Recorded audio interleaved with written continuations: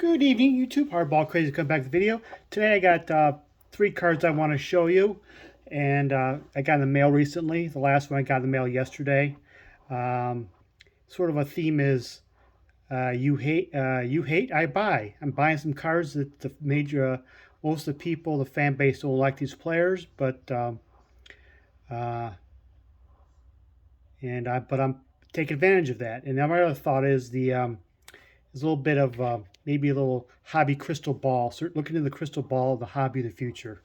First of all, I picked up, um, like I said before, some players that people seem to hate most more than they're not. One I don't want to understand at all.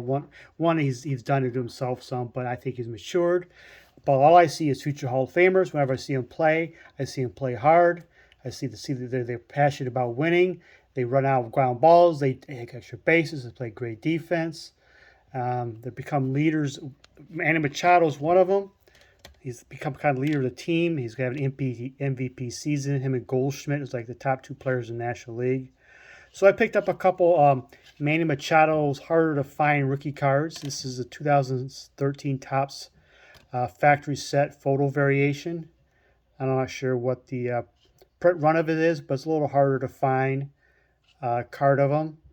Everybody has like the base stuff, but pick it up a little harder to find stuff on the cheap.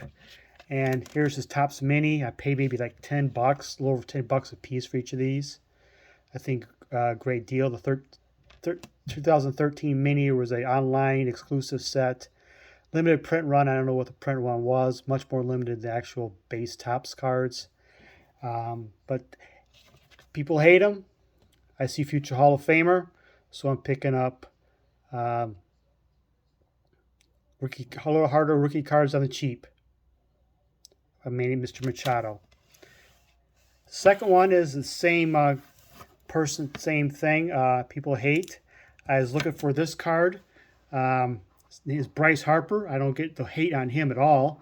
Maybe because he came in so heralded. He's maybe a little bit of a douchebag looking type deal, but I've never seen him disrespect the game whatsoever. I've never seen him not play hard. I've never seen him not wanting to win. I've never seen him do anything that's put anybody, including himself, his family, anybody in a bad situation. But all he does is just play hard. 2 MVPs later.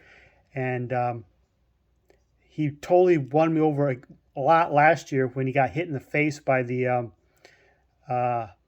Cardinals. I think it was a Cardinals pitch, left-handed pitcher. And he did ultimate class in that whole situation. He didn't talk bad about the pitcher at all, anything. He just said this is unfortunate. He did a pure class.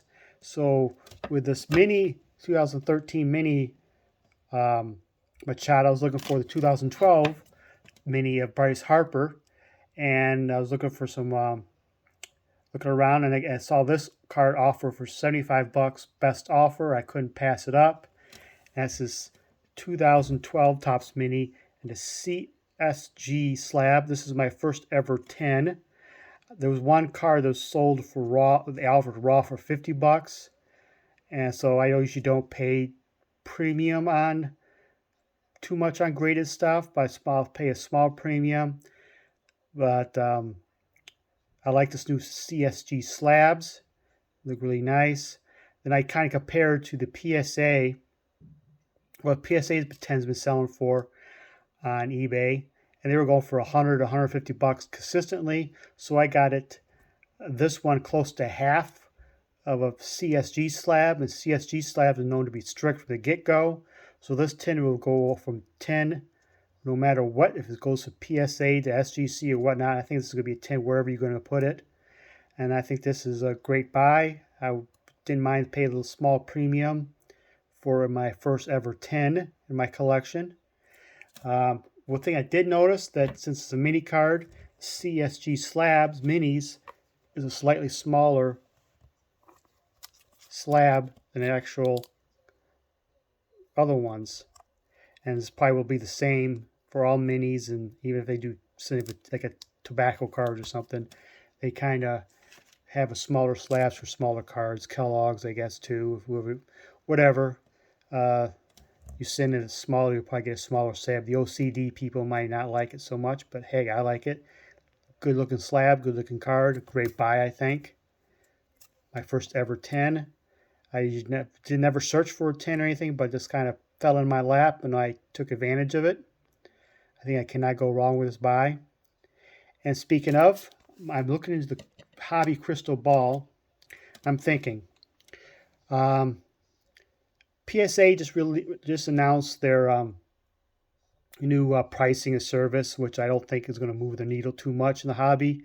A lot of people who's going to will submit their ultra modern rookie cards and some inserts that's has some value to it, and it's probably reflood the market, the PSA some.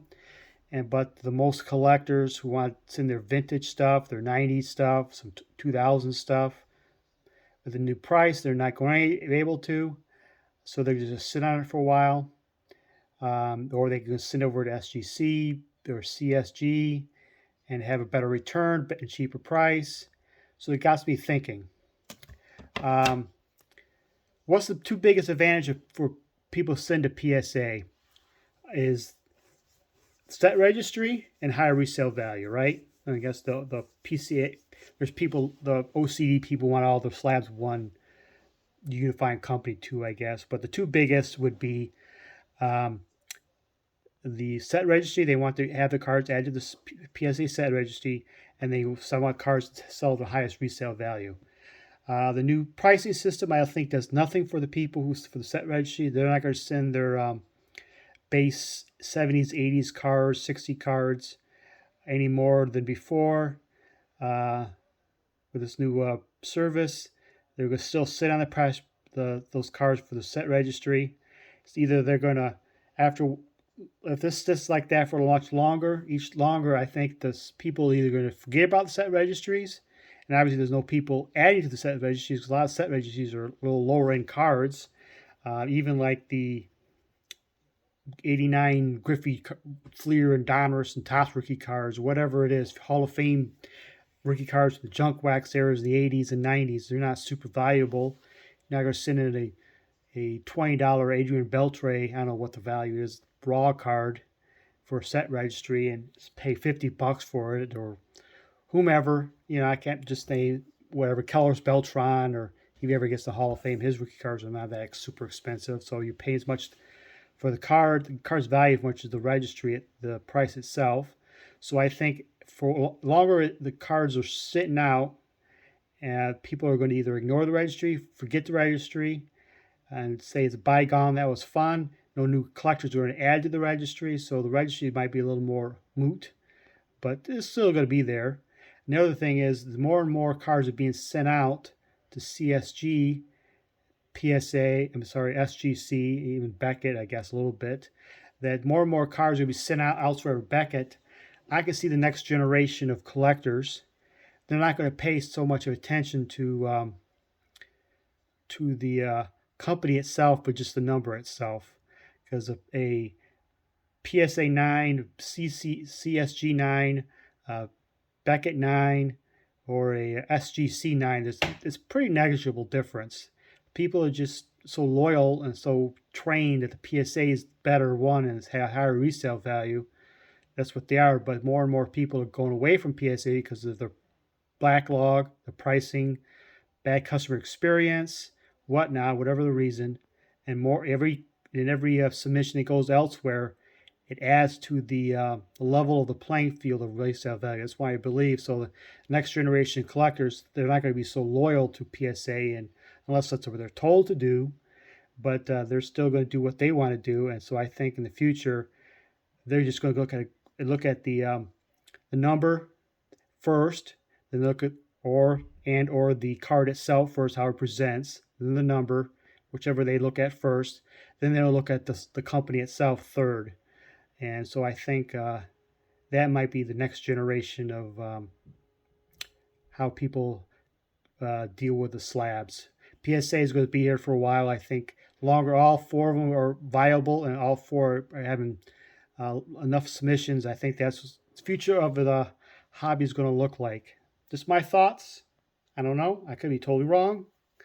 But that's my card show, my card video of the day. 3 great rookie cards from my collection. I'm proud to own my collection. I think I got great value. And thank you for watching. Y'all have a good night.